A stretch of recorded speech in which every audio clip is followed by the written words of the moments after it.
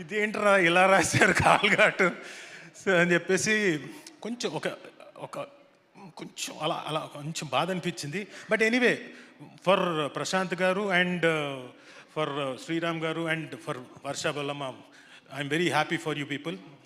ఎందుకంటే రేపు పొద్దున మీరు మనం ఉండము, మీరేదో చెయ్యి ఇలా ఇలా అంటున్నారు, అబ్బే కాల్ఘాట్ అది వేషాలు మార్చుకొని వెళ్ళాలి, ఆలోచించుకోండి.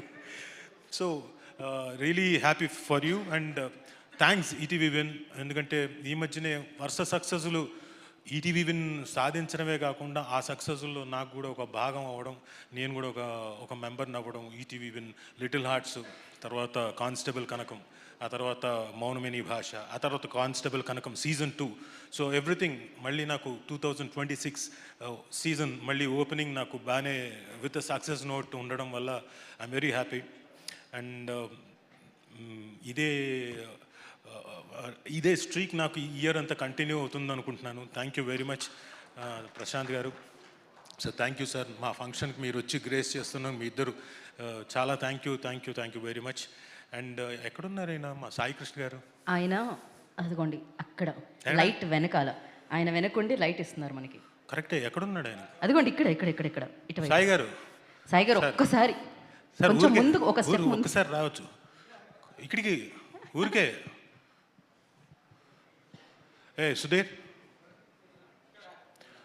ఫోన్ తీసుకొని ఫోన్ ఆన్ చేయి. ఏం జరుగుతుంది?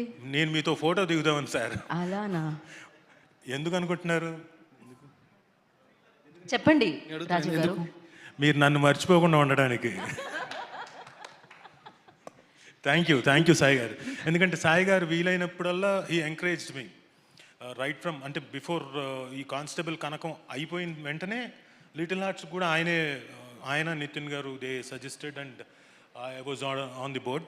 So thank you Sai garu. అందుకని it was all no problem, నేను సరదాగా చేశాను సార్.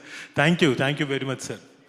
అండ్ ఇందులో చేసిన ప్రతి యాక్టర్, మిమ్మల్ని ఎప్పటికప్పుడు కొత్తగా కనపడతారేంటి సార్ మీరు? ఈయన ఒక fantastic actor, is a very good great actor. Kishore గారు, ఆయన వేషం మార్చినప్పుడల్లా అసలు గుర్తుపట్టను. సో అలాగే రమణ భార్గవ్ గారు, కిషోర్ గారు, మా కోటి గారు, అండ్ ప్రేమ్ సాగర్ గారు, and I talk to you later. And ఆవిడ వసుధ గారు, వసుధ గారి గురించి నేను ఫస్ట్ డే ఈవిని చూసినప్పుడు లొకేషన్లో ఎవరోలే ఒక మామూలుగా లేడీ ఆర్టిస్టు పని వేషానికి వచ్చింది